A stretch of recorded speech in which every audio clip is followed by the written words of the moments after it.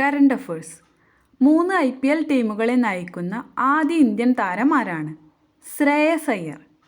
മനോരഥം എന്ന കവിതാ സമാഹാരം രചിച്ചതാരാണ്? കലാമണ്ഡലം ഗോപി.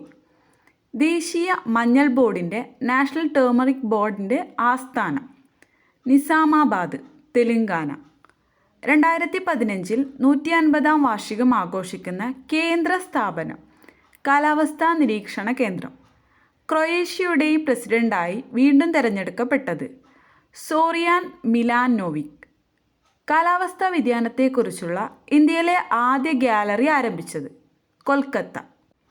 അന്താരാഷ്ട്ര വനിതാ ഏകദിന ക്രിക്കറ്റിൽ ഏറ്റവും വേഗതയേറിയ സെഞ്ചുറി നേടിയ ഇന്ത്യൻ താരം സ്മൃതി മന്ദാന.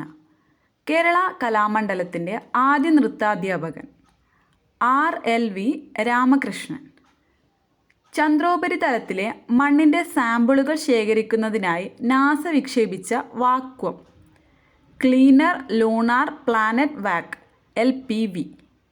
2025 പുറത്തുവിട്ട ടോം ട്രാഫിക് ഇൻഡെക്സ് 2024 പ്രകാരം ലോകത്തിലെ ഏറ്റവും മോശം ട്രാഫിക് ഉള്ള നഗരം ബറാൻക്വില്ല, കൊളംബിയ. 2025 ജനുവരിയിൽ ISRO ചെയർമാനായി ചുമതലയേറ്റത് ഡോക്ടർ V നാരായണൻ. സംസ്ഥാനത്തെ മികച്ച പോലീസ് സ്റ്റേഷനായി തിരഞ്ഞെടുക്കപ്പെട്ടത് തലശ്ശേരി പോലീസ് സ്റ്റേഷൻ. ഏറ്റവും കൂടുതൽ ഗ്രാൻഡ് സ്ലാം മത്സരങ്ങൾ കളിച്ച താരം നൊവാക് ജോക്കോവിച്ച്. 2025 BCCയുടെ ഓംബുഡ്സ്മാനായി നിയമിതനായത് അരുൺ കുമാർ മിശ്ര. ഡ്രോണുകളെ പ്രതിരോധിക്കാൻ രൂപകൽപ്പന ചെയ്ത ഇന്ത്യയിലെ ആദ്യത്തെ തദ്ദേശീയ മൈക്രോ മിസൈൽ ഭാർഗവാസ്ത്ര.